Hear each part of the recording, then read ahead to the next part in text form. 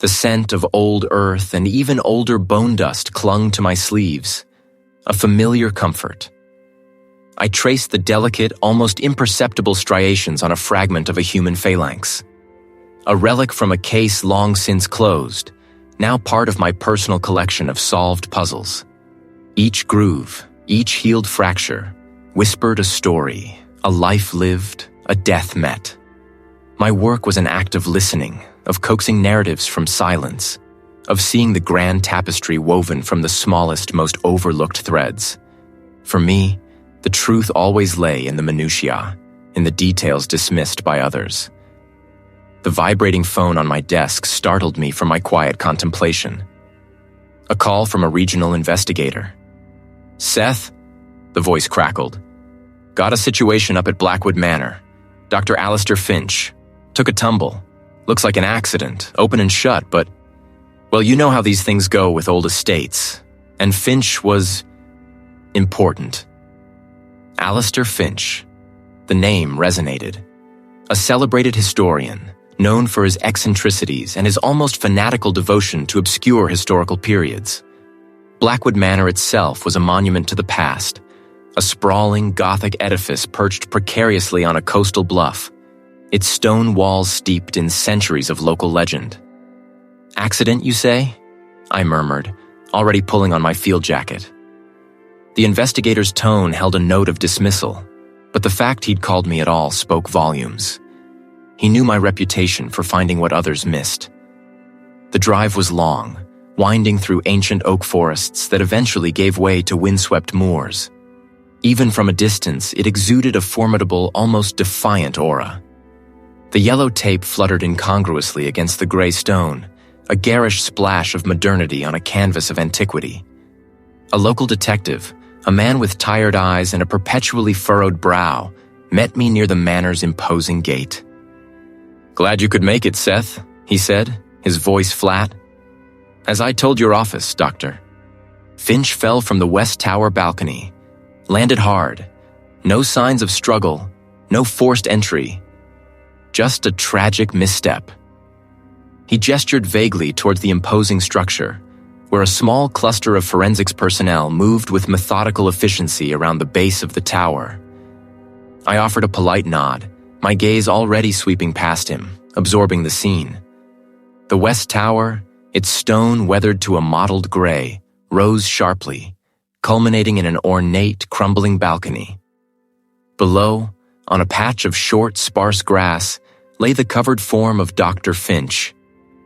The ground immediately around the body was cordoned off, marked with evidence flags. "Walk me through it," I requested, my voice calm even. I needed the official narrative first, the one I would then deconstruct piece by piece. The detective recounted the story. A housekeeper found him early this morning, last seen late last night working in his study. He often took late-night strolls on the balcony, apparently. A simple, fatal misstep. The detective's tone suggested the case was already closed in his mind, just awaiting my rubber stamp. I approached the scene with a deliberate slowness. The air here was sharp, carrying the faint tang of decay from the sea and something else. Something metallic and unsettling. The forensic photographer had already captured the broad strokes, but my lens was different. The grass beneath the body was compressed, but not torn. The ground, surprisingly, showed only a minimal impact crater, less than I would expect from a fall of that height. My eyes scanned the immediate perimeter. A small, fragmented piece of ornate stone, clearly from the balcony, lay several feet from the body, but it wasn't pristine. Its edges were smoothed, almost polished. Strange. Then I focused on the victim. Finch's body was positioned awkwardly, one arm twisted beneath him, the other outstretched as if reaching. His face, visible beneath the corner of the sheet, was serene, almost peaceful, which struck me as odd for someone who just experienced a catastrophic fall. I noted the absence of the typical defensive injuries one might expect from a conscious individual trying to break their fall. My gaze moved to his clothing. A tweed jacket, heavy and durable, was slightly askew. I leaned closer, my fingers gently brushing the fabric near his shoulder. There, clinging to the rough weave, was a fine, almost imperceptible silvery dust. It wasn't pollen, nor common outdoor grit. It had a crystalline sheen under the dull light, unlike anything found in the manor's ancient dust or the surrounding environment. It reminded me, vaguely, of the particulate matter I'd once encountered during an investigation into a specialized manufacturing plant. And then, tucked into a breast pocket, just barely visible, was a small black keycard. Not a hotel key or an office pass. This was heavier, with a complex holographic security emblem I recognized. It was the kind of access card used for highly restricted facilities.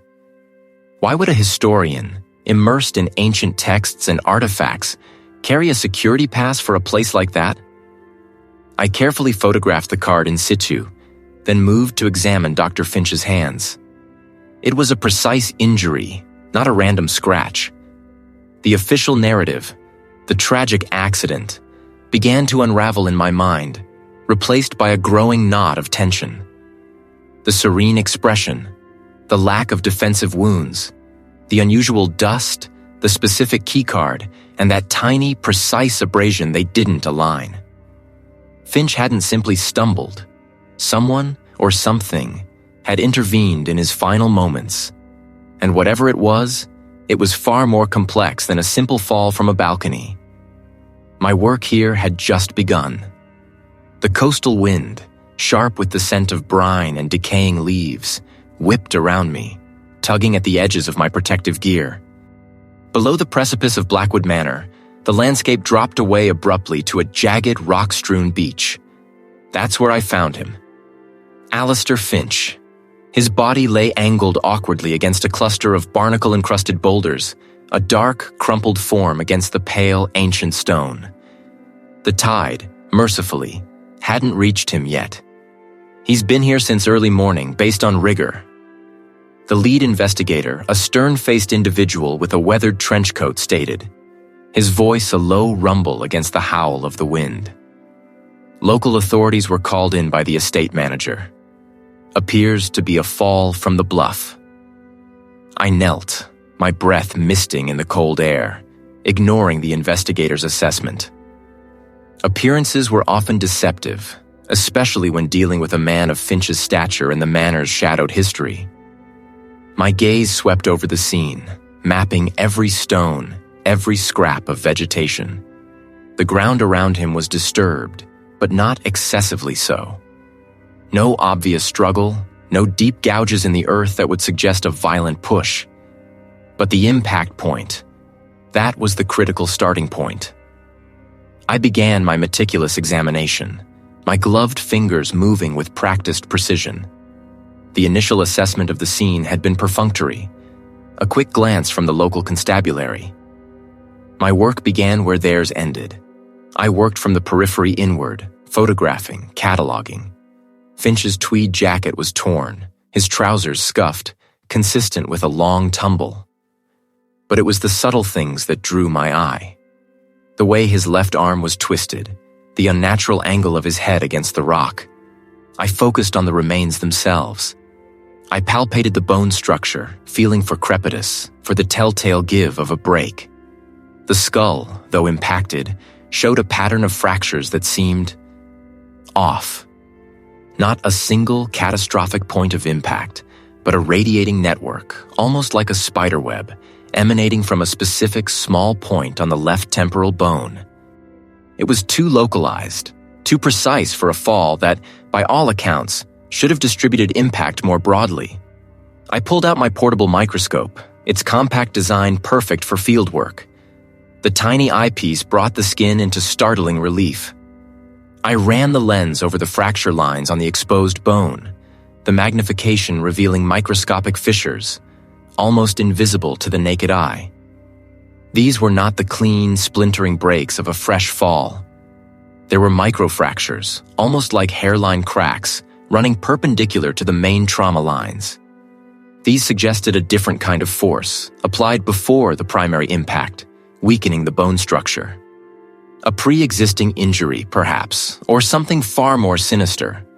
The physics of a fall from that height would have produced extensive compound fractures. What I was seeing was a subtle, almost surgically precise damage pattern. This was not an accident. Next, I turned my attention to Finch's clothing. The tweed, though rugged, held secrets. Using specialized brushes and collection kits, I began to lift trace evidence. Dust, fibers, minute particles. The air here was thick with sea spray and the fine grit of coastal erosion. But as I swept over the inner lining of his jacket, particularly around the collar and cuffs, I found something else. A faint, almost iridescent sheen. Under the microscope, it resolved into a fine, crystalline powder, unlike anything I'd seen on the bluff or in the surrounding vegetation. It wasn't quartz, wasn't feldspar, wasn't any common silicate. Its crystalline structure was unique, exhibiting a subtle, almost metallic glint. It was a mineral dust, certainly, but one alien to this environment. My mind raced. This wasn't local. This was from somewhere else. Somewhere with a very specific geological composition. Where had Finch been before he met his end? What had he been handling?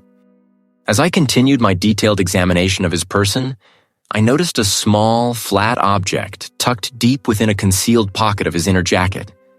It wasn't a wallet, nor a phone. It was a data chip, no larger than my thumb, encased in a hardened, opaque polymer shell. No visible ports, no branding. This wasn't a consumer device. This was a secure storage unit, designed for high-level encryption and data transfer. My mind immediately jumped to the kinds of places that would utilize such technology. Not government agencies necessarily, but private, highly secured networks. I pictured a long, silent corridor, lined with racks of humming machinery, the low thrum of cooling fans, the rhythmic blinking of status lights. The chip felt heavy in my gloved hand, heavier than its size suggested. A tangible link to a world far removed from ancient manors and coastal bluffs. He had been targeted. He had been somewhere he shouldn't have been, seen something he shouldn't have seen, and brought a piece of that clandestine world back with him. The wind howled, a mournful dirge, but I barely heard it. My focus narrowed, the world shrinking to the intricate puzzle laid out before me. This was no tragic accident. The ground around the fallen historian was a tapestry of damp earth, scattered leaves, and the occasional glint of mica. My fingers brushed the cold, gritty soil, noting the texture, the subtle variations in color. The investigator, a man whose patience seemed as thin as the early morning mist, cleared his throat, but I ignored him. I carefully collected a sample, sealing it in a sterile vial, the cold metal a stark contrast to the organic decay surrounding us. Back in my analytical space, the sterile hum of equipment replaced the manor's oppressive silence. My eyes, accustomed to discerning the unseen, focused on the crystalline structures. They weren't typical geological fragments from the estate. Each particle, magnified thousands of times, displayed a unique dendritic growth, an intricate branching pattern that spoke of specific formation conditions. My database, a labyrinth of geological and archaeological signatures I'd compiled over decades, churned through the input. The results flashed on the screen. A rare, high-density silicate, usually found in deeply buried geothermally active regions. This wasn't just dust. It was a geographical fingerprint. Finch's recent, highly secretive papers, which had only circulated in the most exclusive academic circles, had hinted at an unusual mineral deposit in the Caucasus foothills, a region notorious for its ancient, undiscovered sites. The very area my database now flagged. The pieces began to align, forming a disquieting mosaic. Finch hadn't merely been studying history. He'd been digging it up, literally. And this dust was the residue of that illicit work. My journey to the purported dig site was a blur of winding roads and increasingly sparse settlements. The landscape grew harsher, the air thinner, until I found myself on a barely visible track leading into a forgotten valley. There, nestled amongst overgrown pines, was a discreet, yet unmistakably active excavation. Tents, tarpaulins, and the telltale signs of recent earth movement marred the natural contours of the land. No official markers, no university banners, just the raw, exposed earth of an unsanctioned archaeological endeavor. Finch's obsession had clearly led him to cross more than just academic lines. Locating Finch's estranged research assistant proved more challenging than the dust analysis. A quick call to a former colleague, a specialist in digital forensics, yielded a lead. A recent access log to a high-security private network, traced to a specific commercial building on the city's outskirts. It was a long shot, but the desperation in the assistant's recent online activity, flagged by my colleague, suggested they were either trying to hide or retrieve something vital. The air was frigid, smelling faintly of ozone and metal.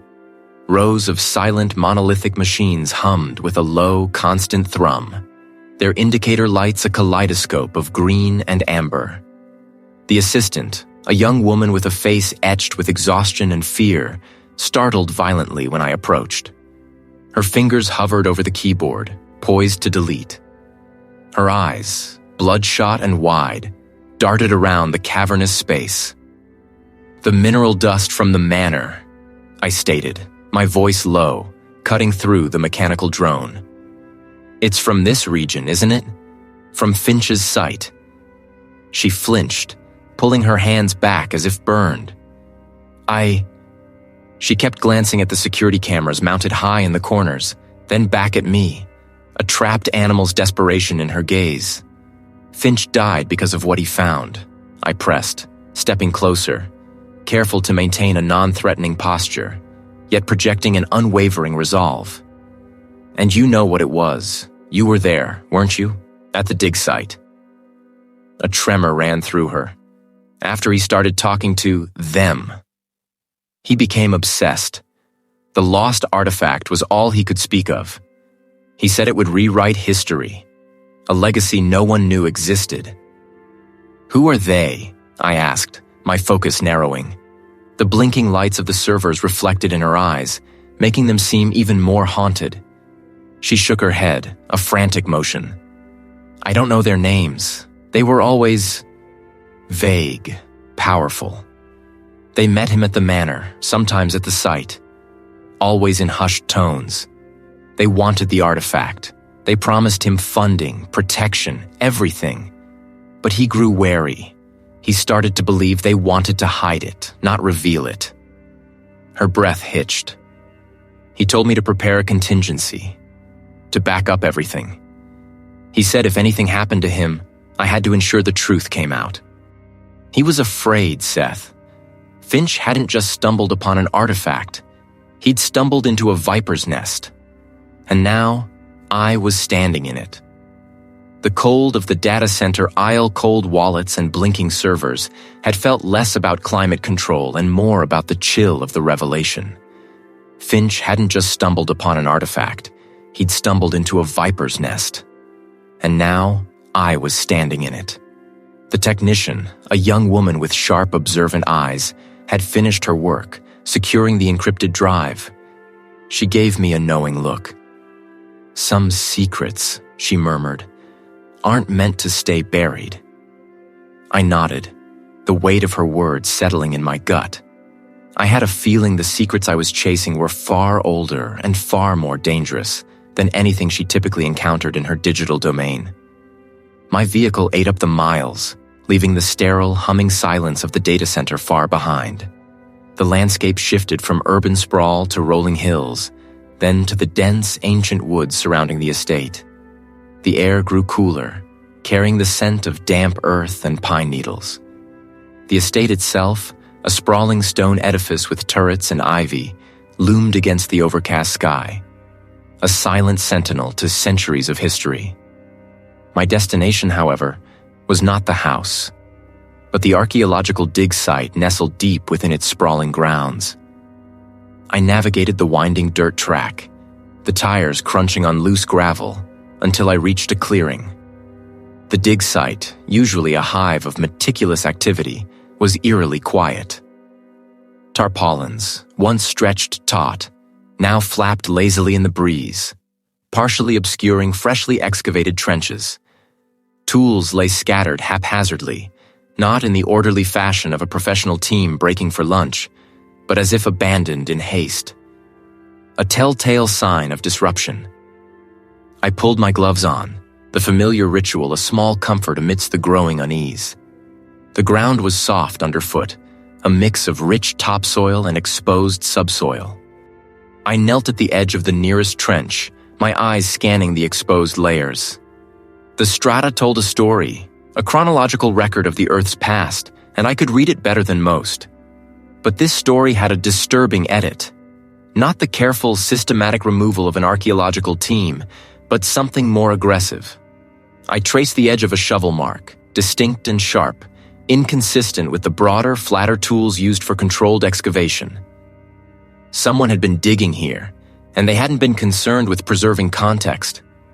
My gaze drifted to a small mound of backfill, hastily replaced. I ran my fingers through it, sifting away the larger clumps of dirt. That's when my fingers brushed against something hard, small, and distinctly out of place. I extracted it carefully. It was a pottery fragment, no larger than my thumb. The clay was coarse, unglazed, with a simple, incised pattern. My mind immediately cataloged its characteristics. The temper, the firing, the decorative motif. It wasn't Roman, or medieval, or even early modern. It was distinctly older, a style I recognized from much earlier Bronze Age settlements in the region, a period not previously associated with this specific estate or its known archaeological record. Anachronistic. A shiver traced my spine. This wasn't just a random find, it was a planted seed, or perhaps a dropped clue. This site is secured. The case is a tragic accident. The report is practically filed. Secured? I asked, holding up the small baggie with the pottery shard. Then why do I find evidence of fresh digging? And this? I gestured to the disturbed earth. This isn't consistent with an abandoned dig. And this fragment, I held it closer. This predates anything known about this estate by centuries. It suggests a much older, deeper secret at play here, Miller. A secret someone was trying to unearth, or perhaps bury. Miller's jaw tightened. Look, Seth, I understand your thoroughness. But we have a clear cause of death. No signs of struggle. It was a fall. The family wants closure. The brass wants closure. We're not going on a wild goose chase for some old potsherd. His words were dismissive, but I detected a strained edge to his voice, a hint of pressure from above. He wasn't just impatient. He was being forced to look away. This isn't a goose chase, Miller. This is a pattern, and patterns don't lie. I knew I was pushing, but the evidence was too compelling to ignore. He sighed, running a hand over his face. Just finish up, and try not to stir up any more dust than necessary.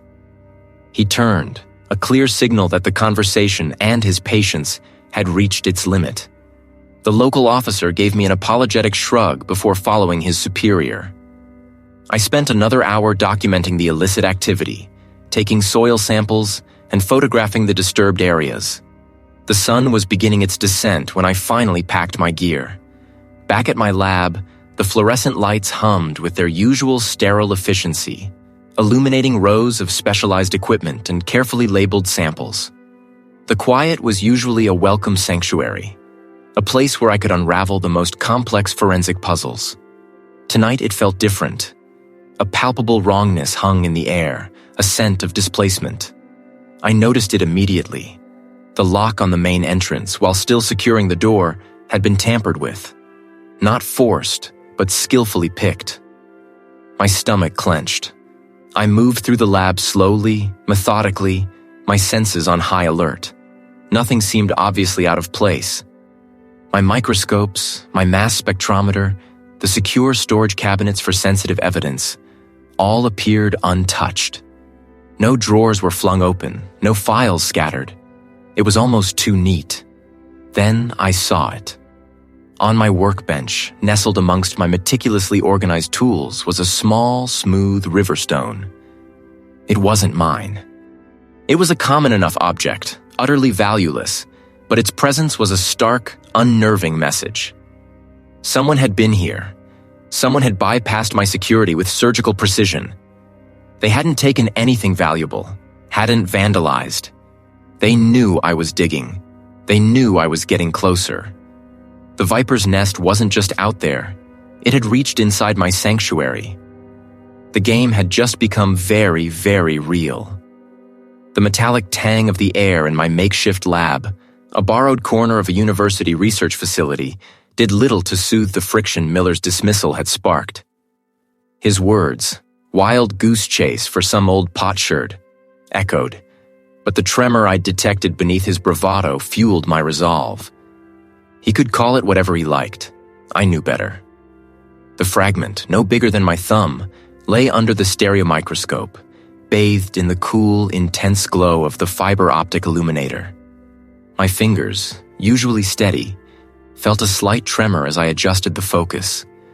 The ceramic surface, dull and earth-toned, resolved into a landscape of minute imperfections. I started with a macro view, noting the rough texture, the faint striations from a potter's wheel, the embedded grit. Then I magnified, pushing past the visible, delving into the very structure. First, the clay matrix. It looked right fine-grained, consistent with known examples from the alleged period. But as I moved to the firing characteristics, a subtle discord began to hum. I used the Raman spectrometer, carefully targeting a pristine edge, then a section of the interior. The spectral data flickered across the screen. Initial readings suggested a firing temperature that was too uniform. Ancient kilns, even sophisticated ones, rarely achieved such consistent thermal profiles across an entire batch, let alone a single piece. There were always hotspots, cooler zones, variations. This fragment showed none. Next, the pigments. The deep ochre lines, supposedly depicting an archaic symbolic motif, were remarkably vibrant. Under polarized light, I examined the crystalline structure of the mineral components. They glowed with an unnerving clarity. A quick XRF scan confirmed the elemental composition: iron oxides, manganese, carbon black. All plausible. But the way they were bound, the microscopic layering, it felt too modern, too pure. It lacked the subtle inclusions, the organic impurities, the geological fingerprint that time and natural processes impart. The realization hit me with the force of a physical blow, a cold dread seeping into my bones. This wasn't an ancient artifact. It was a forgery. An extraordinarily sophisticated one, designed not just to mimic, but to perfect the characteristics of a specific, obscure ancient civilization. Every detail, from the clay composition to the firing, the pigments to the surface patina, had been meticulously engineered. It was a masterpiece of deception, a testament to staggering skill and an even more staggering intent. My initial assumption, that Finch had merely stumbled upon a rare find, shattered. This wasn't about a misplaced potsherd. This was about a deliberate high-stakes deception. Finch, a meticulous historian, wouldn't have just researched artifacts. He would have been the perfect person to expose such a forgery. And that, I realized with a sickening lurch, provided a motive. A very dangerous motive. He hadn't just died in a fall. He'd been silenced. I packed the fragment away, my hands moving with a renewed urgency. If he was investigating a forgery ring, he would have kept records, notes, something more than just academic papers. The estate felt different under the fading afternoon light, no longer just a scene of tragedy, but a potential crime scene. The caretaker, a quiet man with weary eyes, let me in without a word. Finch's study, still largely untouched by the official investigation, felt like a mausoleum of lost knowledge. I moved through it slowly, methodically, no longer looking for signs of a struggle, but for secrets. My gaze swept over the towering bookshelves, The desk piled with meticulously organized papers, the ancient maps tacked to the walls. Finch had a system. I knew that.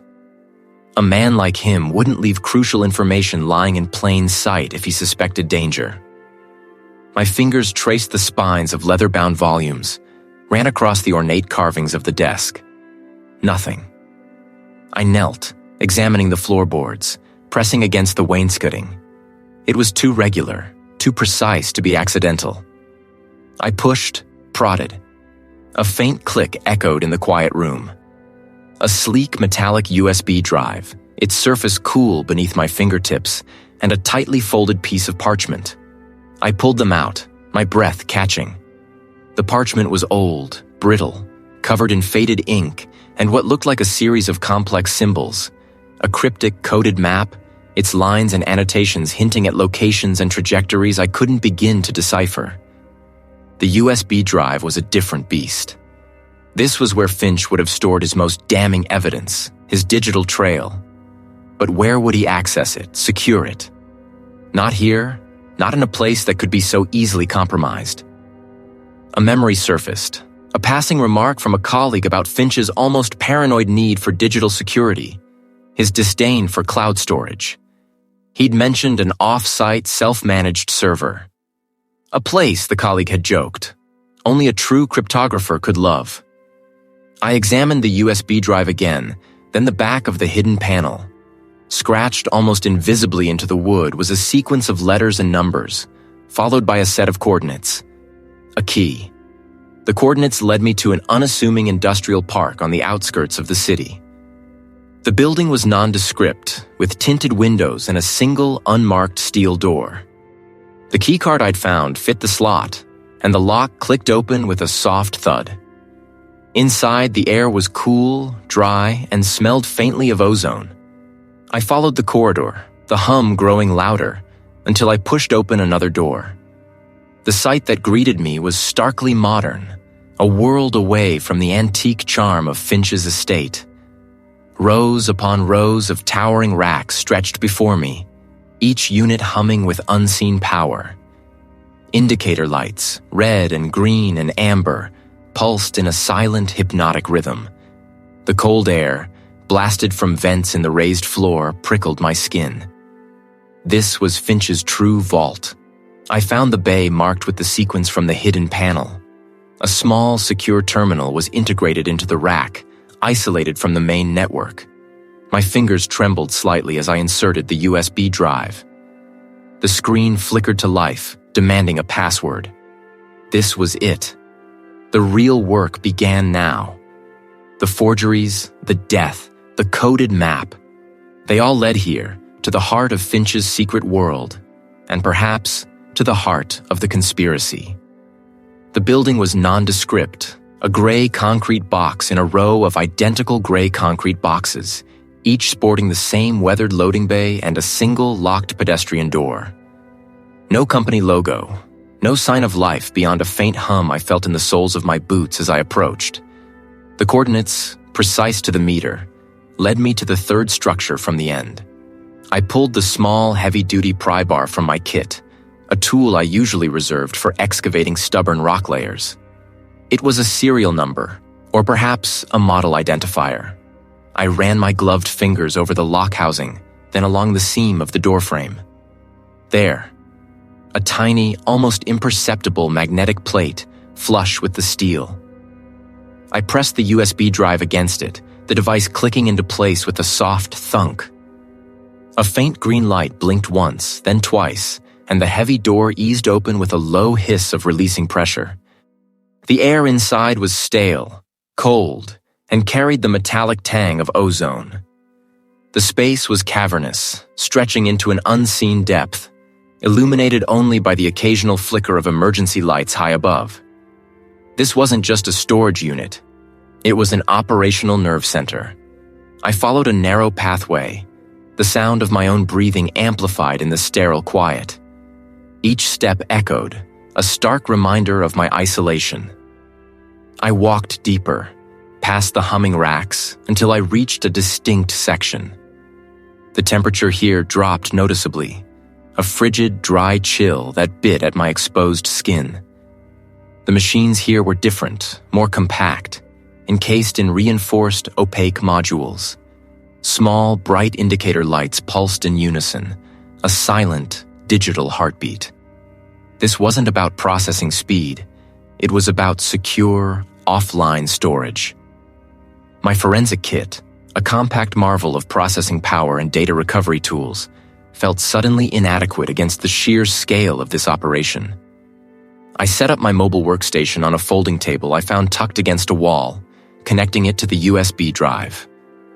The drive itself was a master key, not just to the building, but to a deeper layer of access within this digital fortress. My fingers, accustomed to the delicate work of bone reconstruction, moved with practiced ease across the keyboard. The etched code from the wooden panel, the sequence of letters and numbers, wasn't a password in the traditional sense. It was a seed phrase, a mnemonic key for a specific type of encryption. I fed the coordinates I'd found into my mapping software, cross-referencing them with the partial coded map data I'd managed to extract from the historian's estate. Some of the symbols aligned with known archaeological sites.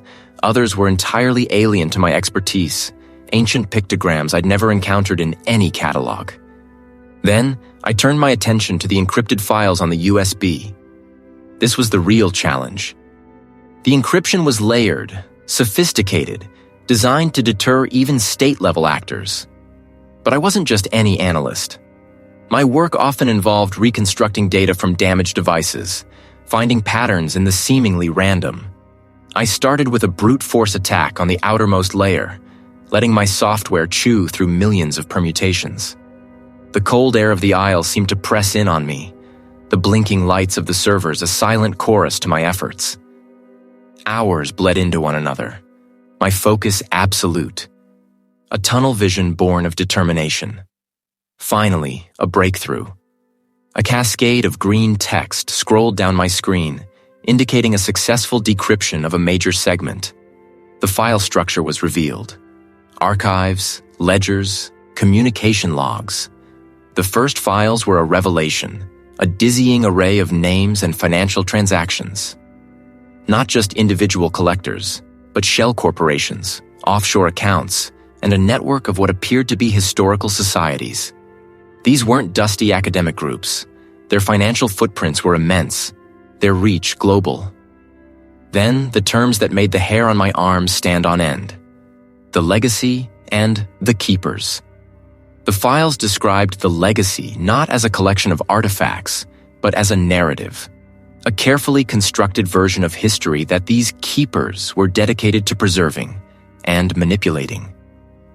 The documents spoke of acquiring not just forgeries, but genuine priceless artifacts, then either hiding them or subtly altering their provenance to fit this manufactured history. There were mentions of redaction protocols for historical texts and recontextualization of archaeological finds. My stomach twisted. This wasn't merely about illicit trade. It was about controlling the past itself. He hadn't just been studying history. He'd been living inside a fabrication, and he'd paid the ultimate price for seeing through it. The deeper I dug, the more names surfaced, names of individuals I recognized from academic circles, philanthropic organizations, even politics. I was no longer just investigating a death. I was unraveling a conspiracy designed to rewrite the very foundations of human understanding. The faint hum grew into a low thrum as I pushed open the pedestrian door. It swung inward with a faint, dry groan, revealing a narrow, unlit corridor. The air inside was cool, dry, and carried a metallic scent I couldn't quite place. I drew my small LED flashlight, its beam cutting a stark path through the gloom, revealing cinder block walls painted a faded institutional gray. No windows, just the oppressive sense of being deep within the earth. I followed the only discernible path, a series of turns that felt deliberately disorienting. The temperature dropped steadily, and soon I was met with the unmistakable rush of filtered air, the mechanical breath of powerful systems. The corridor opened into a vast, cavernous space, a maze of glowing indicators and muted whirs. The sheer scale was disorienting. Blue and green lights flickered in hypnotic patterns, reflecting off polished metal surfaces. My breath plumed faintly in front of me. My contact, a former digital forensics colleague now operating on the fringes, had given me precise instructions. Find the rack marked with a faded red C and look for a specific sequence of blinking lights. I moved with purpose, the sound of my boots on the anti-static floor echoing faintly in the vast space. My mind raced, trying to connect this digital fortress to the ancient mineral dust I'd found. Dr. I finally located the rack, tucked away in a less trafficked section. Its lights were a steady green, but after a moment, a single amber indicator began to flash, then a second, then a third, mirroring the sequence my colleague had described. I pulled out the small, encrypted USB drive he'd given me. There was a hidden port on the side of the rack, almost invisible unless you knew where to look. I inserted the drive. A soft click, then the amber lights blinked furiously before settling back into a steady green. A transfer was initiated. I was trespassing, delving into a world far removed from my usual forensic analysis, and the stakes felt higher than ever. The transfer completed in what felt like an eternity, but was probably only a minute. I removed the drive. My colleague's cryptic message had been clear. The old man knows more than he lets on. Finch visited him often. Look for the dust. The old man was the retired curator, Dr. Finch's former mentor. This digital breadcrumb, I hoped, would lead me to him. Hours later, the sun was already dipping below the horizon as I pulled up to a modest, ivy-covered house on the outskirts of the city. The retired curator's residence was a stark contrast to the sterile data center. Overgrown rose bushes tangled around the porch, and the windows glowed with a warm, inviting light. But I wasn't here for warmth. I was here for answers.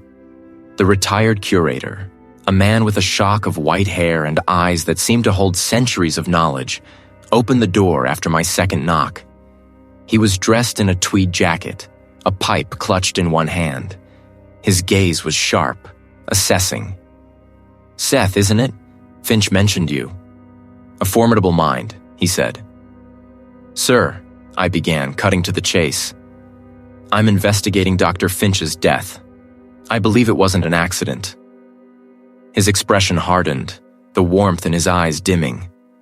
"That's a bold claim, young man. The authorities, they concluded otherwise." My findings suggest otherwise. I found a unique mineral dust on the scene, anachronistic details. And I know Dr. Finch was looking into something sensitive, something he discussed with you. I watched him closely, noting the subtle tightening around his mouth. He gestured me inside, leading me to a study overflowing with books, maps, and ancient artifacts. A world Dr. Finch would have felt at home in. The air was thick with the scent of old paper and pipe tobacco. Sensitive is an understatement, Seth. Finch was persistent. He dug too deep. He sat heavily in a worn leather armchair, his gaze fixed on a faded tapestry depicting an ancient ritual. He was obsessed with the Keepers. The name hung in the air, heavy with unspoken meaning. "The Keepers?" I prompted, my voice low. He sighed, a long, weary sound. "A society, ancient, powerful. Not some academic club, mind you. They've existed for centuries, controlling archaeological finds, manipulating history for their own ends. Political, financial. They decide what gets discovered, what gets buried again. They believe certain artifacts, certain knowledge is too dangerous for public consumption. Or, more accurately, too valuable to share." He paused, taking a slow puff from his pipe. Finch believed they were behind the suppression of a major discovery, something tied to a remote private estate, a place known for its vast, undocumented collection. He was convinced they were moving illicit artifacts, perhaps even using the estate as a central hub. My mind clicked. The unique mineral dust. It wasn't just ancient, it was specific. This estate, Do you know its location?" The retired curator hesitated, his eyes flicking to the window, then back to me. "It's a sprawling property in the Highlands, notoriously private, owned by a reclusive collector." Finch was certain it held the key. He was planning to visit, to try and gain access under false pretenses, just before his fall. He looked at me, a warning in his gaze. "They are ruthless, Seth. Finch wasn't the first to cross them, and he won't be the last." The pieces, disparate and fragmented, were beginning to coalesce into a terrifying picture. The anachronistic details, the mineral dust, Dr. Finch's frantic research, and now the keepers and their clandestine operations. The link was undeniable. The private estate in the Highlands, a place where ancient secrets and modern power converged, was my next and most dangerous destination. I had a name for the enemy and a direction.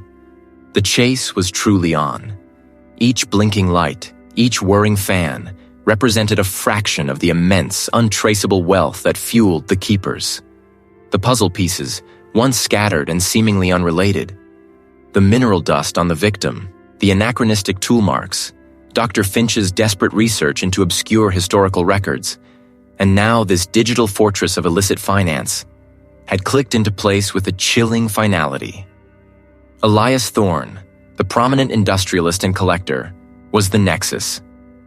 I knew then that my next move had to be direct. I had to go to the source, to Thorne's remote private estate, a sprawling monument to his wealth and, I now suspected, his deception.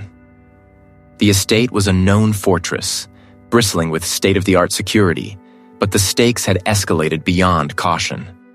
Under the cloak of a moonless night, I approached the estate's perimeter. Infrared cameras dotted the tree line, silent sentinels watching for any intrusion. Pressure plates lined the gravel drive, and motion sensors were strategically placed among the dense shrubbery. Gaining entry to the main structure was a delicate dance between observation and precise action. A service entrance, tucked away behind a utility shed, offered my best chance.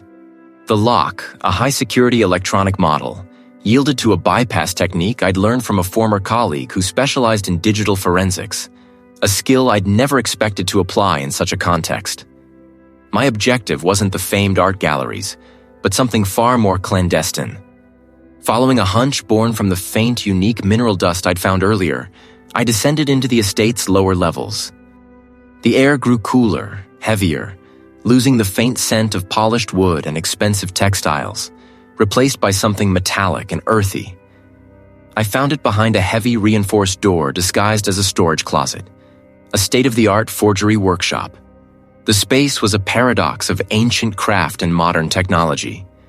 CNC milling machines sat beside traditional jewelers' benches, their surfaces littered with files, chisels, and an array of pigments. Microscopes with digital readouts were positioned next to trays holding raw, unworked obsidian and fragments of ancient-looking pottery. The air hung with the faint, acrid tang of solvents and the unmistakable, gritty scent of freshly ground mineral dust, the exact dust I'd detected on the victim's clothing.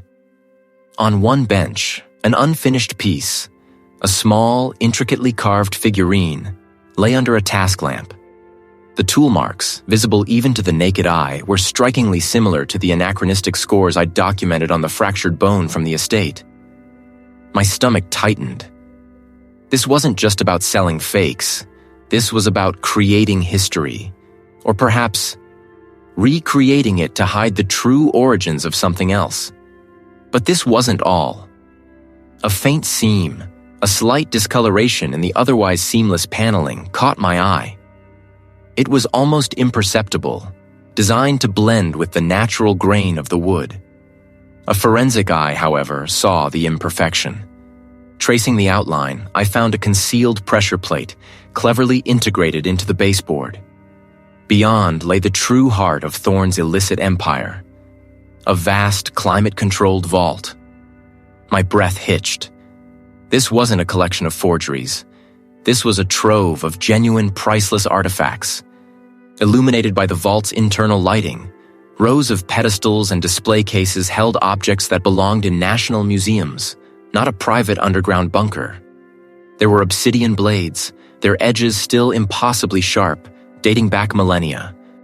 Gold ceremonial masks, intricately crafted, gleamed under the lights, their stylistic origins pointing to pre-Columbian civilizations.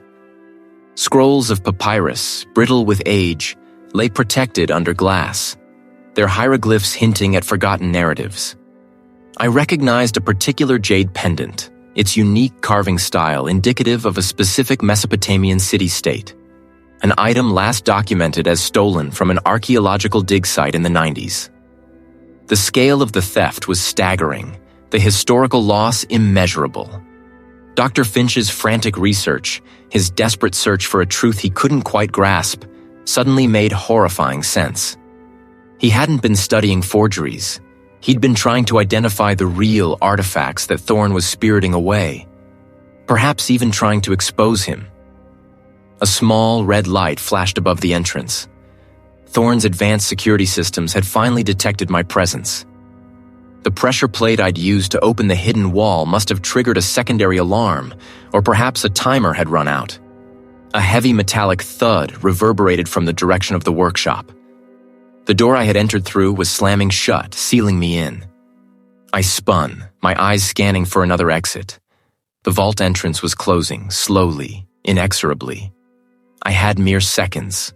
With a surge of adrenaline, I launched myself towards the shrinking gap, diving through just as the massive steel door hissed shut behind me, the clang of its final seal rattling the very foundations of the estate. I scrambled back through the workshop, the alarm now blaring louder, sirens wailing somewhere above ground. Footsteps, heavy and urgent, thumped from the upper levels, closing in. I could hear voices, sharp and demanding. The service entrance was my only way out. My narrow escape had been just that narrow. But I had what I came for. The truth, stark and irrefutable, was now mine. Each blinking light, each whirring fan, represented a fraction of the immense, untraceable wealth that fueled Thorne's network, the Keeper's enterprise. I sat hunched over a portable workstation, the glow of its screen illuminating the faint sheen of sweat on my brow, the only human warmth in this vault of digital ice. My fingers, stained faintly with the residue of ancient soil and modern reagents, danced across the trackpad, navigating through a labyrinth of encrypted files and high-resolution images. The clock on the screen displayed a time that was far too late, or perhaps far too early. Sleep was a luxury I couldn't afford. Not now.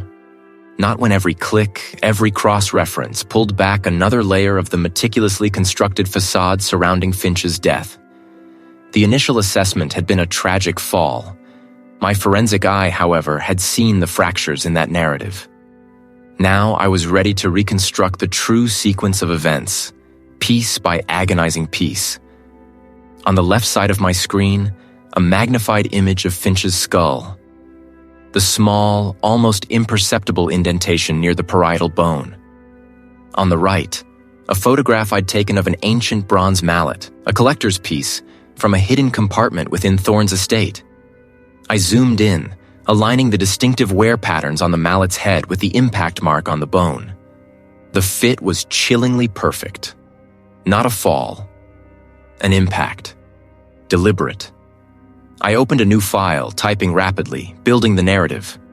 Initial trauma consistent with blunt force impact from an anachronistic tool, identified as a ceremonial mallet, predating the 12th century, found in the possession of the estate's owner, Thorne. Next, I pulled up the spectral analysis reports. The unique metal alloy, not of this century, that I'd scraped from beneath Finch's fingernail. A precise match to the archaic implement I'd photographed in Thorne's hidden workshop. It wasn't just the tool. It was the residue of the struggle. Finch hadn't simply fallen. He had fought, clawed, and in his desperation collected a minute, damning sample of his assailant's weapon.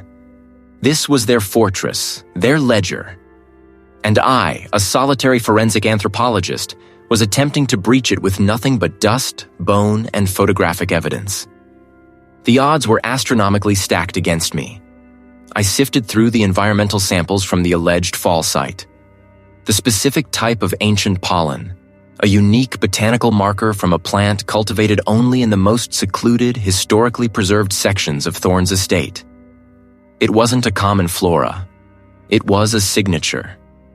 A botanical fingerprint transferred from Thorne's clothing, or perhaps a trace from the struggle that had occurred elsewhere before Finch's body was positioned. The tragic fall was a stage, and the pollen was the prop left behind by the stagehand. The digital photographs from the previous night's clandestine exploration of the estate filled another window.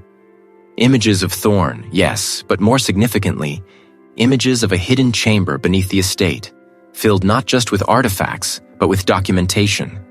Ledgers, records of transactions, of illicit movements of priceless historical objects. Finch, I realized, must have stumbled upon this. His historical research, his meticulous dedication to the past, had led him to a truth too dangerous to uncover. Each piece of evidence, individually circumstantial, now wove into an unbreakable chain. The anachronistic tool, the unique metallic residue, the specific pollen, the photographic documentation of Thorne's secret operations, and the financial architecture glimpsed in the data center. It all pointed to Thorne. My internal thoughts raced. The local authorities, the ones I would have to present this to, were already compromised. The initial report, the hasty conclusion of an accident, it reeked of influence, of a carefully managed narrative. To present this case, this meticulously constructed edifice of truth, was to walk into a viper's nest. My life, which had always been about deciphering the silent stories of the dead, was now directly in the crosshairs of the living. I leaned back, stretching the stiffness from my neck. The screen glowed, a testament to hours of relentless work. The case was built, solid, unassailable, I hoped, but its strength on paper meant little if the foundation of justice was rotten. My fingers hovered over the save button, then moved to compress and encrypt the entire file. This digital evidence, this complete forensic narrative, was my only shield and my most potent weapon. I knew, with a certainty that settled deep in my gut, that once I sent this, once I initiated the process of bringing Thorne to account, there would be no turning back. The keepers would know, and they would come for me. The tension in the air was palpable, a live current I could almost taste. The time for gathering evidence was over. The time for action, for facing the consequences, had begun. Finch had fought, desperately, for his life. And in his final moments, he had left me a clue, a microscopic fragment of the truth embedded beneath his fingernail. The spectral analysis report on my tablet screen shimmered, the data irrefutable. The unique metal alloy, not of this century, was a precise match to the archaic implement I'd photographed in Thorne's hidden workshop. It wasn't just the tool, it was the residue of the struggle, the metallic taste of ancient violence. My jaw tightened. This wasn't a tragic fall. It was a cold-blooded murder, perpetrated with a weapon that tied directly into the very legacy Thorne was so desperate to preserve. Finch had stumbled upon the Keepers, and Thorne, the self-appointed guardian of that dark secret, had silenced him. There was no turning back now. The evidence was overwhelming, and it demanded to be seen. I had spent the last few hours meticulously compiling every detail. The subtle anachronisms in the accident scene, the bone trauma inconsistent with a simple fall, the peculiar dust from the historical documents, the spectral signatures, the hidden workshop. It was a forensic tapestry of deception. My next move had to be decisive, public, and irreversible. I made my way through the labyrinthine passages beneath the estate, a route I'd discovered during my initial unhindered explorations. Thorne, with all his careful planning, had overlooked one critical detail: my tenacity and my willingness to push beyond the obvious. He wouldn't expect me to uncover his digital nerve center, hidden deep within the estate's foundations. Rows of racks stretched before me, their indicator lights a silent symphony of information flow. This was where Thorn managed his empire, where he safeguarded the financial arteries of the keepers, and, I suspected, where he maintained a digital archive of their illicit acquisitions. My plan was simple, audacious, and fraught with peril. Upload my complete findings, along with the corroborating images and analyses, to a network of global forensic databases and investigative journalists. Once the data was out, it couldn't be recalled. Thorn's carefully constructed world would shatter. I moved quickly, my fingers flying across the custom-built interface I'd brought with me. It bypassed the estate's security protocols, designed to slip through unnoticed. Each file transferred felt like a victory, a small act of justice for Finch. The progress bar crept forward, agonizingly slow, yet each percentage point was a nail in Thorn's coffin. A rather ambitious endeavor, Seth. The voice, smooth and resonant, cut through the hum of the servers like a scalpel. I froze, my breath catching in my throat. Thorn stood at the end of the aisle, silhouetted against the distant emergency lighting, his hands clasped behind his back. He wasn't angry. He was calm, a predator observing its prey. "I knew you were clever," he continued, taking a slow step forward. "I underestimated your resolve, however." Thorn paused, a faint, almost imperceptible smile touching his lips. Finch was a liability. He was curious. He lacked the necessary discretion for the work we do. He threatened the legacy. "The legacy of theft and murder?" I challenged, my gaze unwavering. "Of plundering history for your own gain?" "We don't plunder, Seth," Thorn corrected, his voice losing its pleasant edge. "We preserve, we protect, from the ignorant, the careless, the destructive." Finch was about to expose us, to unravel centuries of careful stewardship. He forced my hand. My eyes flickered to the screen. 92%. Almost there. He was going to expose the fact that you killed a man with an ancient cultic implement to keep your dirty little secret buried. I retorted, pushing the words out, hoping to provoke him, to buy myself precious seconds. The metal alloy under his fingernail, Thorn. A perfect match to the tool in your workshop. The trauma to his skull, consistent with a blunt force impact, not a fall. The microscopic dust particles from the unearthed texts. You know too much. He took another step, then another, closing the distance. And you, like Finch, will become a liability.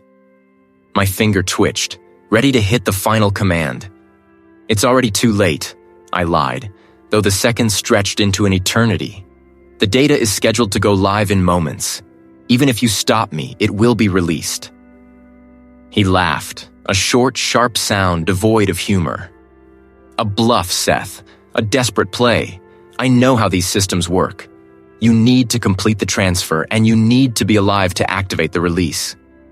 He pulled a small, sleek device from his pocket. He was right.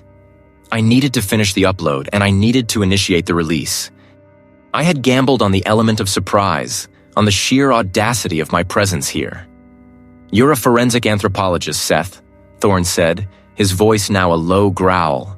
"A man of bones and dust, not a warrior. This isn't your arena." "Perhaps," I said, my voice steady despite the tremor in my hands. "But I understand human nature.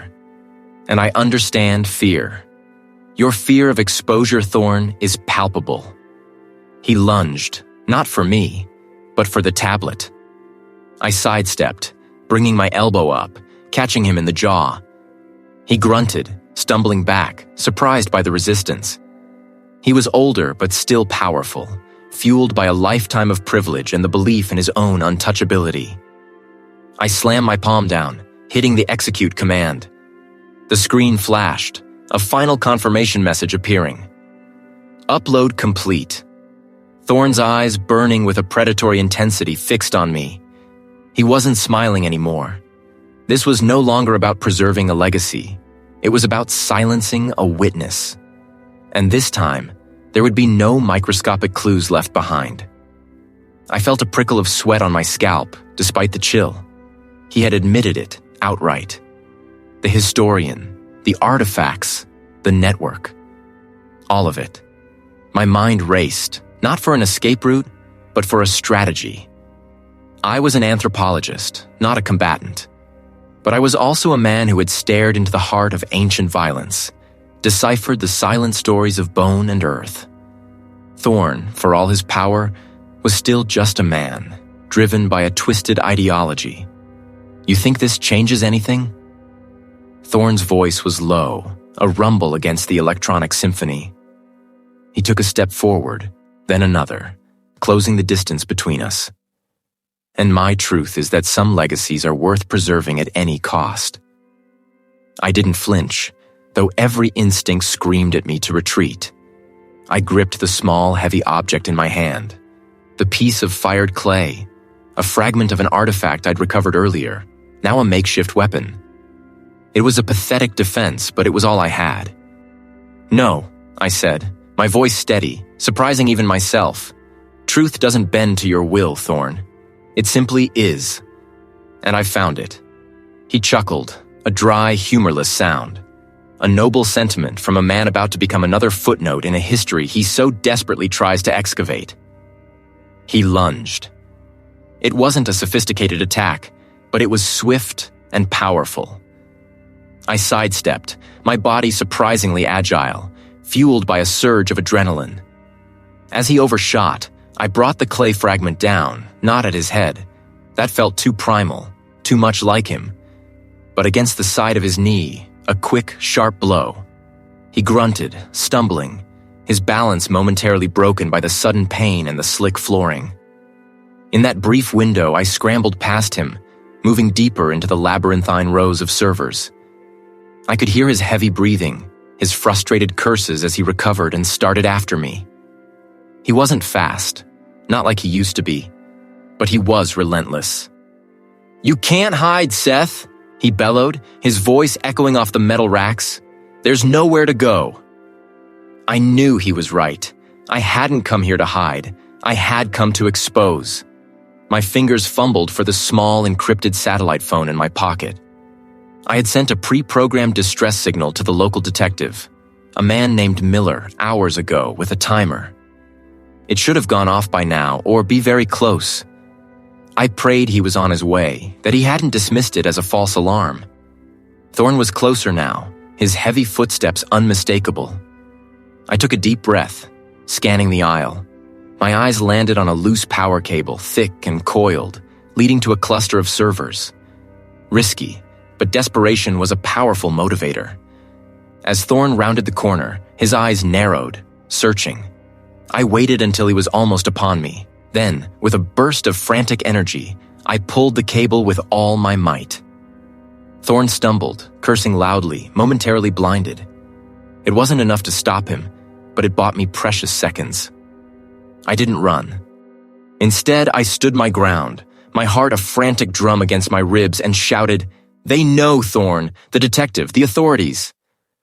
Thorn froze, his head snapping towards the main entrance. His predatory gaze wavered, replaced by a flicker of disbelief, then fury. He knew I wasn't bluffing. Minutes later, which felt like an eternity, the main doors burst open. They moved with practiced efficiency, their flashlights cutting through the gloom. Thorn, cornered and defeated, offered no resistance. In the aftermath, the full extent of Thorn's operation and the insidious network of the Keepers began to unravel. The data center, meticulously designed to store not just digital assets but physical ones, yielded a treasure trove of stolen artifacts. The evidence I had meticulously gathered, the subtle anachronisms, the forensic details, combined with Thorn's own incriminating data, painted a damning picture. News of the historian's true demise and the exposure of the Keepers organization rocked the academic world and the broader public. The recovered artifacts, once lost to history, were carefully cataloged and prepared for repatriation. Justice, in its slow, methodical way, had begun to turn its gears. The weeks that followed were a blur of interviews, reports, and the slow, arduous process of decompressing. The pursuit of truth, I realized, was rarely clean or academic. It was often messy, dangerous, and profoundly personal. The quiet of my own study, usually a sanctuary, now felt different. I poured myself a cup of tea, the steam rising like a question mark. The world of forensic investigation, I now understood, wasn't just about the dead. It was about the living, about the choices they made, the secrets they kept, and the courage it took to expose them. I had always seen myself as an interpreter of the past.